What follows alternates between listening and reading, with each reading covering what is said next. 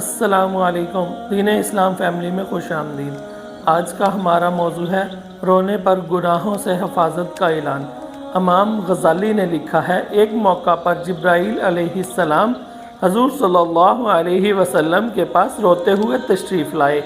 آپ صلی اللہ علیہ وسلم نے سوال کیا، اے جبرائیل علیہ السلام کیوں رو رہے ہو؟ جبرائیل علیہ السلام نے کہا، اے محمد صلی اللہ علیہ وسلم میں کیوں نہ رہوں؟ میں نے ابلیس کی بدبختی کو دیکھا ہے، وہ فرشتہ سے شیطان بن گیا۔ آپ کہتے ہیں میں نہ رہوں؟ میں نے ہاروت و ماروت فرشتوں کو بھی ذلت کو دیکھا ہے۔ میں ڈرتا ہوں کہ کہیں میں بھی مردود نہ ہو جاؤں۔